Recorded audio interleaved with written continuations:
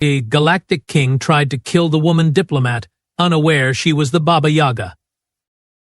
Grand Admiral Kaz Thraxus of the Morgarian Empire stood at the viewport of his flagship, the Eternal Dominion, watching the approaching human vessel with a mixture of disgust and anticipation. The tiny ship looked like a speck against the vastness of space, a laughable attempt at diplomacy from a species that had barely mastered faster than light travel. So this is the great human diplomat they have sent? Kaz Thraxus snorted, his four nostrils flaring in amusement. A single female from a backwater planet? King Vexmaul will be most disappointed. His second-in-command, Commander G. Vlorax, adjusted her ceremonial armor nervously. Sir, I have reviewed the intelligence reports on the human. Her name is Eleanor Petrov. She's been involved in 17 successful peace negotiations across 3-star systems. 17? How adorable. Kaz Thraxus bared his razor-sharp teeth in what passed for a smile among his species. We have conquered 17 star systems in the past solar cycle alone. Commander G. Vlorax hesitated. There are rumors, sir. Rumors? Do share, Commander. I could use more entertainment before this tedious meeting. Some call her the Witch of the Stars. Others say she's never failed a negotiation. And those who opposed her met. Unfortunate ends. Kaz Thraxus let out a bellowing laugh that echoed throughout the command deck. Superstitious nonsense. You have been listening to too many human ghost stories, Commander. Yes, Admiral. G. Vlorax bowed her head, her secondary eyes blinking in submission. The communication panel chimed, and the holographic image of a striking older human woman appeared. She had silver-streaked dark hair pulled back in a severe bun, deeply set eyes that seemed to penetrate the screen, and high cheekbones that gave her face a somewhat predatory appearance. Grand Admiral Kaz Thraxus, I presume? Her voice was surprisingly deep and carried a slight accent that the translation software couldn't quite filter out. I am Eleanor Petrov, representative of the United Earth Federation. Thank you for agreeing to escort me to your king. Kaz Thraxus straightened to his full 3-meter height. Human Diplomat Petrov, your vessel has been cleared for docking in Bay 12. Security protocols dictate that you will be scanned and your belongings inspected before you are permitted an audience with our glorious King Vexmaul. Eleanor's lips curved into a smile that didn't reach her eyes. Of course, Admiral. I would expect nothing less. Though I should warn you, some of my personal effects are somewhat unusual. Diplomatic artifacts from many worlds. Our security team will determine what is appropriate for you to retain, Kaz Thraxus replied dismissively. Dock your vessel and prepare to board. The hologram flickered off, and Kaz Thraxus turned to G. Vlorax. Have the security team ready, and inform King Vexmaul that the human is arriving. Sir, should we not honor the diplomatic protocols? The human is here under the protection accords of the Galactic Alliance. Kaz Thraxus waved a clawed hand dismissively. The accords are for species worthy of respect, Commander. These humans think they can negotiate terms after we have already claimed their outer colonies. King Vexmaul has special plans for this diplomat, plans that will send a very clear message to Earth. But sir, if we violate the accords will mean nothing when we control Earth's resources. Now, carry out your orders, Commander. An hour later, Eleanor Petrov stood calmly in the security scanning chamber, her modest gray suit making her look more like an accountant than a diplomat. The only distinctive feature was an unusual pendant hanging around her neck, a simple wooden design that seemed oddly out of place with her otherwise professional appearance. Please remove all jewelry and place it in the scanning tray, ordered the security chief, a burly Morgarian with battle scars crisscrossing his scaled hide. Eleanor reached for the pendant, then paused. This is a cultural artifact of significant importance. I would prefer to keep it with me. Remove it, human, or we will remove it for you, the security chief growled. With a sigh, Eleanor unclasped the pendant and placed it in the tray. Please handle it with care. It's very old. The security chief picked up the wooden pendant, examining it with obvious disdain. This is your precious artifact? A piece of carved wood? It's a symbol of my office, Eleanor replied evenly. From the oldest traditions of my homeland. It looks like garbage, the security chief said, tossing it roughly into a containment unit. It will be returned to you when you leave, if the king permits you to leave. Eleanor's expression didn't change, but something dangerous flickered briefly in her eyes. I see. Well, shall we proceed to meet your king? I wouldn't want to keep him waiting. As she was escorted through the massive ship, Eleanor took careful note of every corridor, every security checkpoint, and every armed guard. The Morgarians made no attempt to hide their contempt, some even spitting on the floor as she passed. Your first time on a Morgarian vessel? Asked Commander Jeev Lorax, who had joined the escort party. Yes, Eleanor replied, though I have studied your architecture extensively. This Dreadnought-class battlecruiser is an Alpha 7 model, isn't it? With the modified propulsion system from your Taurian conquest? Jeev Lorax's 4 eyes blinked in surprise. You are well informed for a human. I make it my business to be informed, Commander. Eleanor smiled, a thin, knowing expression. Knowledge is a form of power after all. The only power that matters is military might, Jeev Lorax replied stiffly. Is that what your king believes? King Vex Maul speaks for all Morgarians. His word is our law. Eleanor nodded thoughtfully. Then I look forward to our conversation. They arrived at an enormous set of doors carved from what appeared to be bone. Intricate patterns depicted scenes of conquest and subjugation, the proud history of the Morgarian Empire displayed in gruesome detail. The king will see you now, announced the royal herald. Bow before entering and speak only when spoken to. Eleanor straightened her shoulders. I'm afraid that won't be possible. Earth diplomats do not bow to foreign leaders. We stand as equals or not at all. The herald looked scandalized. The king will have you executed for such insolence. Then there will be no negotiation, Eleanor replied calmly, and the consequences will be significant. Before the herald could respond, the massive doors swung open, revealing the throne room of King Vex Maul, in a cavernous chamber filled with the spoils of 100 conquered worlds. And there, upon a throne of fused metals and alien bones, sat the ruler of the Morgarian Empire. Eleanor took a deep breath and stepped forward to meet her fate, unaware that the king had already given the order for her execution, a decision he would soon come to regret more than any he had made in his long, bloody reign.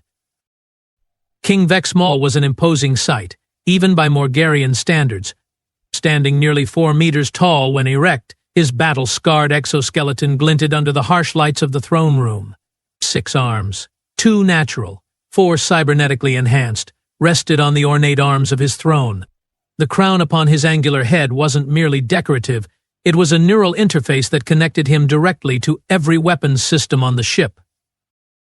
So the humans send a gray-haired female to beg for mercy. Vex Maul's voice boomed across the chamber, the translation devices making his words comprehensible but not dulling the contempt behind them.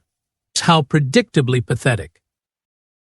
Eleanor Petrov walked forward with measured steps, stopping at precisely the diplomatic distance recognized by Galactic protocol, close enough to show respect, far enough to demonstrate independence. King Vex Maul, I bring greetings from Earth and the United Federation. I am not here to beg, but to negotiate terms that benefit both our species.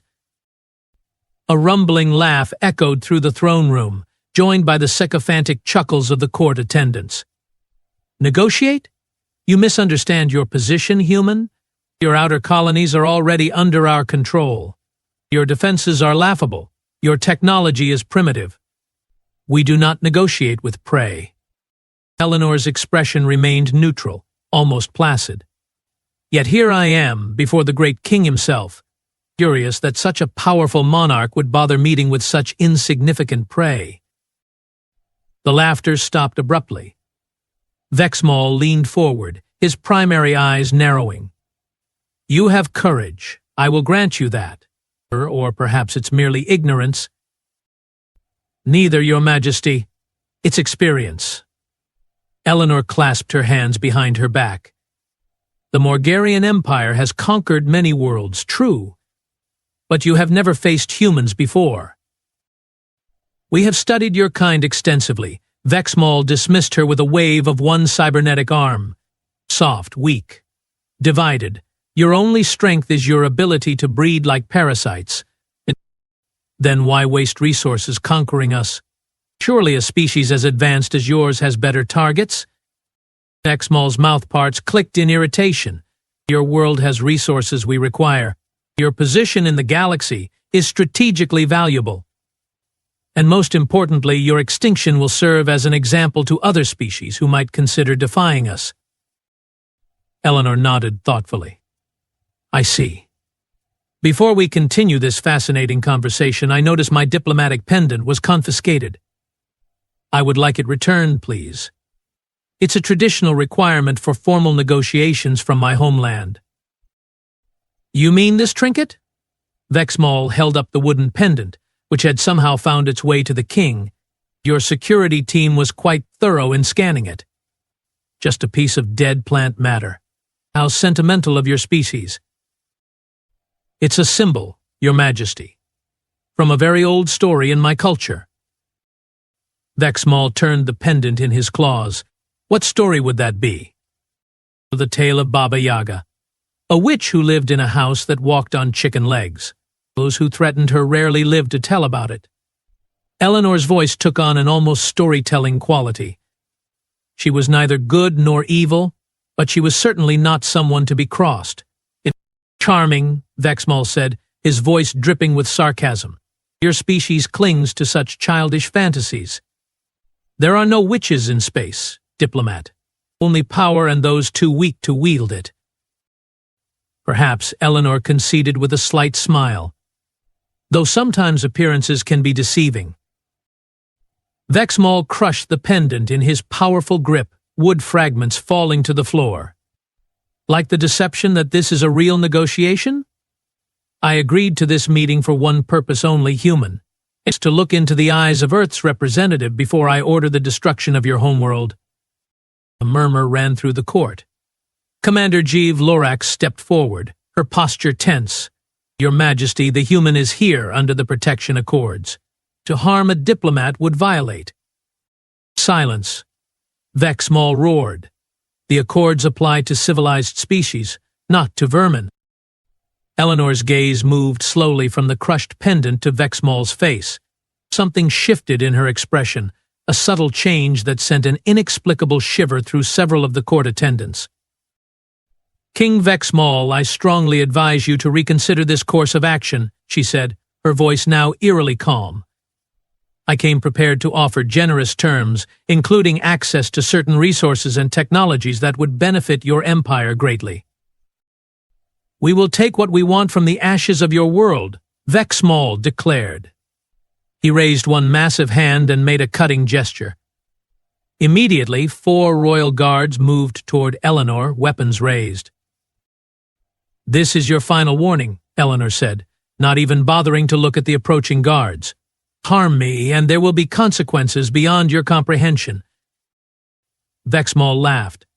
What consequences could possibly concern me? Your fleet is weeks away at best. Your weapons cannot penetrate our shields. Your allies fear us too much to intervene. Eleanor sighed, a sound of genuine disappointment. Not from them. From me. Enough of this farce. Guards, remove the human to the detention level. Prepare the execution chamber. I want to broadcast her death to Earth before we launch the first strike. The guards surrounded Eleanor, one of them roughly grabbing her arm. What happened next occurred so quickly that later, when reviewing the security footage, the Morgarian analysts would have to slow it down to comprehend the sequence of events. Eleanor moved. not with the clumsy slowness the Morgarians expected from humans, but with a fluid grace that seemed impossible for her age and build. One moment she was standing calmly surrounded by guards, the next, one guard was on the floor, his neck at an unnatural angle, while another screamed as his arm hung uselessly at his side. "What is this?" Vexmall roared, rising from his throne. "Seize her." More guards rushed forward. Eleanor reached into her seemingly ordinary gray suit and pulled out, nothing visible. Yet suddenly she was holding something, and 3 guards dropped to the floor, clutching at wounds that had appeared as if by magic. "I warned you," Eleanor said, her voice no longer carrying that diplomatic politeness. But it had taken on a raspy, ancient quality that seemed to bypass the translation devices and speak directly to the primitive fear centers of the Morgarian brain. "I am not just a diplomat." For the first time in his brutal reign, King Vexmall felt the cold touch of genuine fear. This woman, this human, moved with impossible speed and struck with impossible strength. And her eyes now glowed with an inner light that no human eyes should possess. "What are you?" he demanded. Eleanor Petrov smiled, a terrible smile that promised pain and retribution. "I told you about Baba Yaga, didn't I? The witch from the old country. Some tales are based on truth, Your Majesty. Some legends walk among the stars." As alarm klaxons began to sound throughout the ship, Eleanor Petrov, or whatever she truly was, launched herself toward the Morgarian king, moving faster than any human had a right to move. And for the first time in his long, violent life, King Vexmall knew what it felt like to be prey. Chaos erupted in the throne room.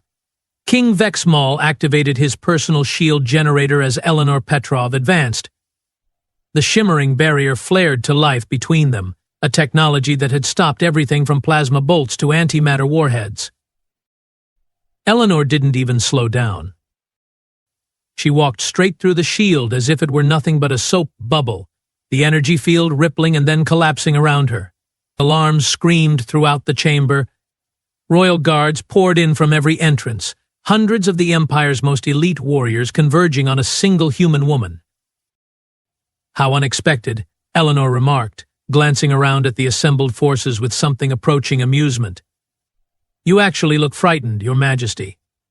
I thought Morgarians prided themselves on never showing fear."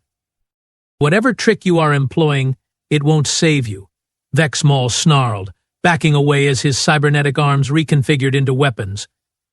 "This ship contains 10,000 of my finest warriors. You are one human female." "Correction," Eleanor said, cracking her neck with a series of pops that echoed unnaturally in the vast chamber. "I appear to be human, and female. But appearances, as I mentioned earlier, can be deceiving." She raised her hand, and the fragments of the wooden pendant on the floor began to vibrate. To the horror of the watching court, the splinters rose into the air, spinning faster and faster until they resembled a miniature cyclone of debris. "Fire," Vexmall commanded, and a barrage of energy weapons discharged simultaneously, filling the throne room with blinding light and deafening sound. When the energy dissipated, Eleanor stood untouched at the center of a perfect circle of destruction. The floor around her was scorched and melted, but she hadn't moved an inch. The wooden fragments still orbited her like tiny satellites. "Your Majesty," Commander Jeev Lorax shouted above the chaos, "we must evacuate you immediately." "No," Vexmall roared. "I will not flee from a single intruder. Activate the royal battle armor." A section of the throne split open, revealing a massive exoskeleton designed specifically for the king's physiology. As Vexmall backed into it, mechanical components whirred and clicked, encasing him in layers of the most advanced armor in the galaxy. Weapon systems powered up, targeting arrays locked onto Eleanor, and propulsion units lifted the now 10-meter mechanical monstrosity into the air. "Now, human witch, let us see what your magic can do against the pinnacle of Morgarian battle technology." Vexmall's voice boomed through external speakers, his natural voice amplified to deafening levels. Eleanor sighed. You really should have just returned my pendant and negotiated in good faith. With a flick of her wrist, the orbiting wooden fragments shot forward like bullets, each one striking a different junction point on Vexmol's battle armor. Impossibly, they penetrated the supposedly impervious metal, burrowing deep into critical systems. Sparks flew as circuits shorted out. The massive machine stumbled, one arm going limp, then another. Impossible, Vexmol gasped as his targeting systems failed. What technology is this? Not technology, Eleanor replied, walking steadily forward as the battle armor struggled to remain upright. Something much older. Something your kind forgot long ago, if you ever knew it at all. The remaining guards formed a protective ring around their king, but they moved with visible reluctance now, their earlier confidence shattered by what they had witnessed. Your Majesty, Commander Jeeve Lorax pleaded, we must retreat to the secondary command center. This being is beyond our understanding. No retreat. Vexmol bellowed, even as more systems failed in his armor. No surrender. I am King Vexmol, conqueror of 1,000 worlds. And I, Eleanor said as she approached the failing battle armor, am far older than you can imagine. I have watched empires rise and fall. I have seen species evolve and go extinct. And I have very little patience for bullies, regardless of their technology. She reached out and placed one hand on the armor's massive leg. Metal screamed and twisted, folding in on itself like paper crushed in a giant's fist. The battle armor toppled, crashing to the floor with a thunderous impact that shook the entire throne room. Guards scattered as Eleanor approached the prone form of the once mighty king, now trapped in his own technological marvel. She knelt beside the helmet section and tapped it gently with one finger. The reinforced visor shattered, revealing Vexmol's terrified face. Now that I have your full attention, Eleanor said pleasantly, shall we discuss those peace terms? What are you? Vexmol whispered, all pretense of strength abandoned. As I said, I am a diplomat. But before that, long before that, I was something else. On Earth, they called me by many names. Baba Yaga was one of the kinder ones. Eleanor stood, brushing imaginary dust from her suit. Here is what will happen now, King Vexmol. You will order your forces to withdraw from all human colonies. You will sign a non-aggression pact with Earth and its allies. And you will agree to reparations for the damage you have caused. And if I refuse? Vexmol asked, though there was no defiance left in his voice. Eleanor smiled, a cold expression that promised ancient and terrible consequences. Then I will remind you, and everyone watching, why mothers once frightened their children with stories of me.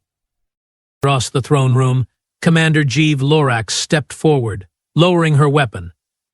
Your Majesty, I believe it would be prudent to consider the diplomat's terms. Traitor. Vexmol spat. No, Your Majesty. I am loyal to the Morgarian people, and I do not wish to see our civilization join the list of extinct species that underestimated humanity. Jeeve Lorax turned to Eleanor. If I may ask, are there more like you among the humans? Eleanor's expression softened slightly. Humanity has many secrets, Commander. Some are like me, though we are rare. Others have different gifts. It would be unwise to test what defenses Earth might employ if truly threatened. From his trapped position, Vexmol glared at his commander. You would surrender based on the threats of a single being? Where is your warrior's pride? With respect, Your Majesty, pride means little to the dead. I have seen enough to know we face something beyond our understanding. Jeeve Lorax turned to face the court.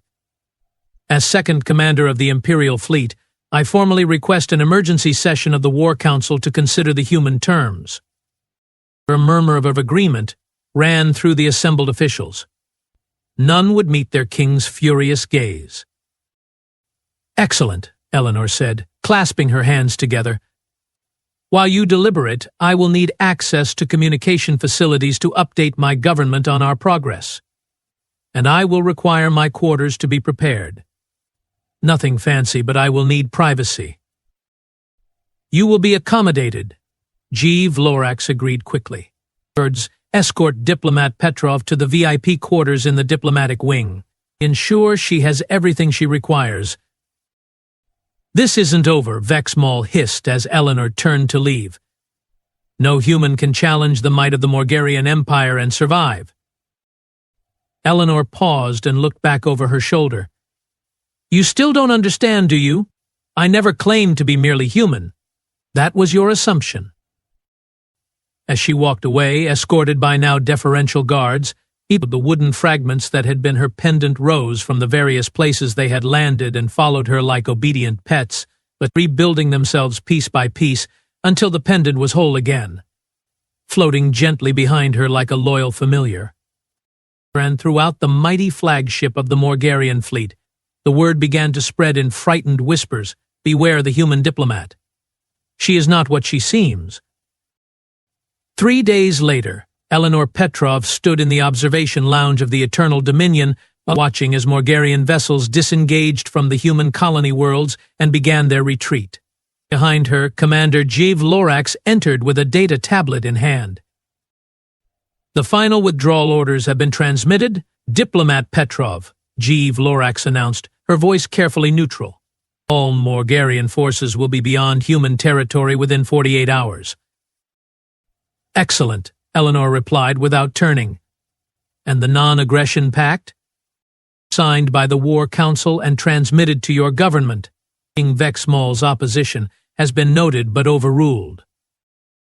Now Eleanor turned, one eyebrow raised. How unprecedented. The king overruled by his own council. G. Vlorax's 4 eyes blinked in rapid succession, a sign of discomfort among her species. These are unprecedented times. The demonstration of your abilities has caused significant reconsideration of our military doctrine. Really? How fascinating. Eleanor leaned against the viewport, studying the Morgarian commander with open curiosity. And what conclusions has your military reached? That we were misinformed about humanity's capabilities. G. Vlorax hesitated, then added, there are those among us who believe your species has been deliberately concealing your true nature, allowing yourselves to appear weaker than you are. Eleanor smiled enigmatically. An interesting theory. Though perhaps the truth is simply that you never bothered to look beyond the surface. Perhaps. G. Vlorax set down the tablet on a nearby table. May I speak frankly, Diplomat Petrov? By all means. What you did in the throne room was impossible by any scientific standard we understand. You walked through an energy shield designed to stop antimatter. You controlled matter with gestures. You penetrated our most advanced armor with fragments of wood. G. Vlorax's voice took on an almost pleading quality. How is this possible? Eleanor toyed with the wooden pendant, now restored and hanging around her neck. Commander, have you ever wondered why, in a galaxy teeming with life, so few species have achieved spaceflight? We assumed most species destroy themselves before reaching that level of advancement. A convenient explanation. But what if there's another reason? What if there are forces at work in the universe that most technological civilizations never recognize or harness? Forces that human myths and legends hint at, but modern science dismisses. Vlorax's scales rippled, the Morgarian equivalent of a shudder. You speak of magic, superstition. I speak of realities your civilization has forgotten how to perceive. Eleanor moved away from the viewport, circling the commander slowly. Humanity is young among the stars, yes. Our technology is primitive compared to yours. But some of us remember the old ways. Some of us maintain connections to aspects of reality your sensors cannot detect and your weapons cannot affect. Is that why you were sent? To demonstrate these abilities? Eleanor laughed, a sound both musical and somehow ancient. Oh no, Commander. I was sent because I am genuinely an excellent diplomat. My record of successful negotiations is quite real. I prefer words to action, treaties to confrontations. Then why reveal yourself? You could have maintained the deception. Because your king left me no choice. He threatened not just me, but my entire species. And there are lines one does not cross with beings like me. Eleanor's eyes hardened momentarily. Consider it a courtesy, a warning to your people. There are forces in this universe that your technology cannot master, aspects of reality your science does not comprehend. Humanity walks between worlds, Commander. We always have. A nervous laugh escaped Jiv Lorax. You make your entire species sound like something from a horror tale. Most humans are exactly what they appear to be, clever, adaptable, but ordinary biological beings. But scattered among us are others, those who remember older traditions, those who maintain connections to what your people would call impossible. Eleanor smiled. We have learned it's sometimes useful to be underestimated. Before Jiv Lorax could respond, her communication device chimed. She checked it and stiffened. It appears your transport is ready, Diplomat Petrov. The captain is prepared to return you to Earth. Excellent, though I must make one stop first. A stop. The detention level. I believe there are human prisoners from the colonies you attacked. They will be returning with me. Jiv Lorax hesitated only briefly. Of course. I will arrange it immediately. An hour later, Eleanor stood in the shuttle bay, surrounded by 23 bewildered human colonists who had been prisoners just minutes before. The Morgarian guards kept a respectful, almost fearful, distance. King Vex Maul, his pride wounded but his survival instinct finally engaged, had chosen to make a final appearance. He approached Eleanor with a formal delegation, his massive form still imposing despite the absence of his battle armor. Diplomat Petrov, he said, his voice carefully controlled, the Morgarian Empire acknowledges the peace terms and withdraws its forces from human territory. But know this, we will be watching, we will be learning, and we will not be caught unprepared again. Eleanor nodded politely. As you wish, Your Majesty. Though I hope instead you might learn something more valuable, that cooperation often yields greater benefits than conquest. It's a philosophy for the weak, Vex Maul growled. No, a philosophy for the wise. Eleanor reached up and removed her pendant, holding it out to the king. A parting gift, Your Majesty. A reminder of our encounter. Vex Maul recoiled slightly. You expect me to accept that thing? It's just wood now. The power was never in the object itself, but in what it represented. She placed it on a nearby console. Keep it or destroy it as you wish. But remember what happened here. As Eleanor led the freed colonists toward the waiting transport, Commander Jiv Lorax stepped close one final time. Before you leave, Diplomat Petrov, I must ask. The stories you mentioned, Baba Yaga, are they true? Eleanor paused at the threshold of the transport. All stories contain truth, Commander. The question is whether you have the wisdom to find it. And if we were to encounter Earth again, would we face more like you? Eleanor's smile was both serene and deeply unsettling. Pray you never have to find out. As the transport pulled away from the Morgarian flagship, Eleanor settled into her seat among the grateful colonists. One of them, a young woman, leaned forward nervously. EMS Petrov, is it true what they are saying? That you single-handedly faced down King Vex Maul and his entire court?